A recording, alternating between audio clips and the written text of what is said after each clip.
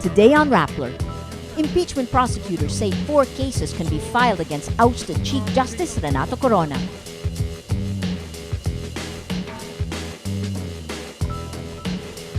The Supreme Court upholds Comelec's purchase of automated voting machines for 2013.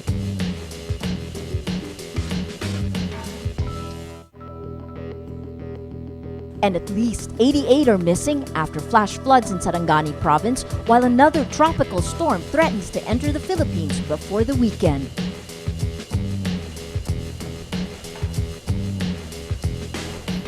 Hello, I'm Maria Ressa. Welcome to Rappler, your social news network.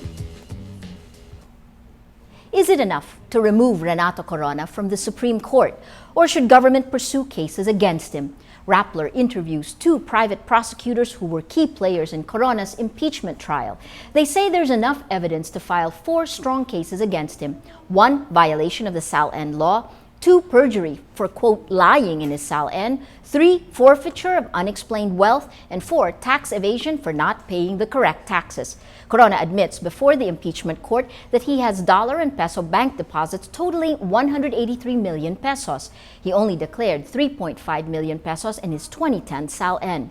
If the same charge is filed in a criminal court and Corona is found guilty, private prosecutor Jose Justiniano says the penalties are grave, including up to 5 years in prison.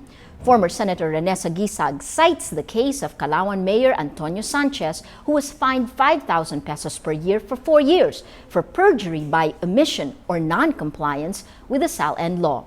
The second possible case against Corona is perjury. A prosecution lawyer tells Rappler, quote, the SAL-N is filed under oath. Anything stated there that's false is a potential case. Third possible case, Corona's assets could be seized by the government under Republic Act 1379 if proven to be unlawfully acquired. Prosecutors say this is the bigger case. Justiniano asked, quote, how did he earn $2.4 million? Another prosecutor says unexplained wealth is presumed to be ill-gotten. The fourth case that can be filed is tax evasion. Private prosecutors say they believe there's a strong case. BIR records show Corona's tax payments came from the withheld taxes from his salaries. Corona paid less than 200,000 pesos in taxes based on total annual income of around 650,000 pesos. If he invested in foreign exchange as he claims, Justiniano says Corona should have paid separate taxes for the transactions. Private prosecutors add the government cannot file all 4 cases against Corona. If government files perjury, it can't file violation of RA 6713 because of double jeopardy. But forfeiture of unexplained wealth and tax evasion can proceed.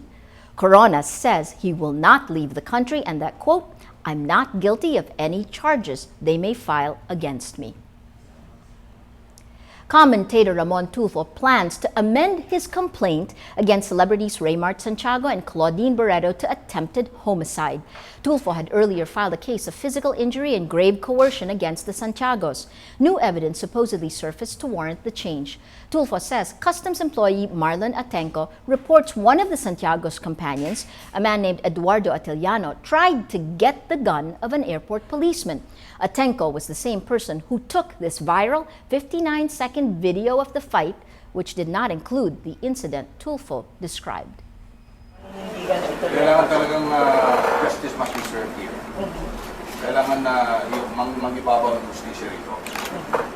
Hindi lang naman kasi ito laban itong mga taong na pinili.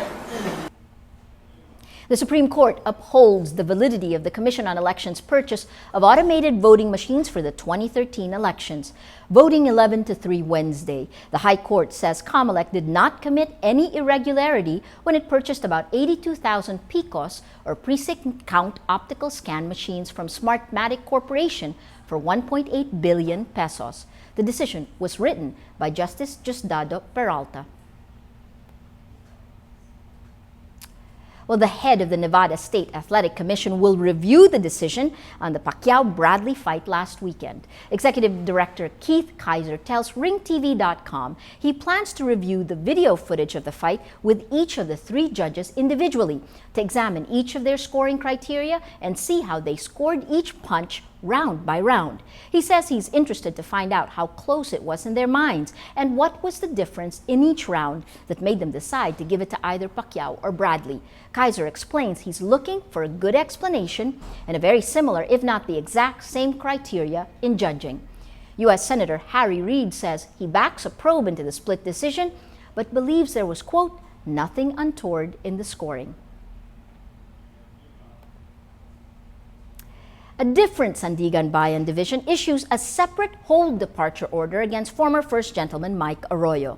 The Sandigan Bayan 4th Division yesterday approves a request by Arroyo for permit to travel to Japan and Hong Kong from June 16th to June 23rd this year on business. But the 2nd Division says the latest hold departure order was issued June 8, 2012, and under the rules, he has to file another motion for leave to travel abroad. Mike Arroyo should also first be conditionally arraigned before he can be allowed to leave the country. Well, let's now look at Rappler's Wrap for today, a list of the 10 most important events around the world you shouldn't miss. At number 6, thousands trooped to the streets in Moscow to protest what they call the, quote, illegitimate leadership of Russian President Alexander Putin. The protesters call for his resignation and demand new elections. They also mobilize support on social media using the hashtag Welcome to the Year 37, a reference to the year Soviet dictator Joseph Stalin reached the height of his power. Russians say Putin's new tactics against opposition leaders are Stalin-like. At number 7, a proposal by the British government to permit gay marriage meets staunch disapproval from the Church of England. A paper drafted by English bishops and the Archbishops' Council argues, quote, to change the nature of marriage for everyone will be divisive and deliver no obvious legal gain.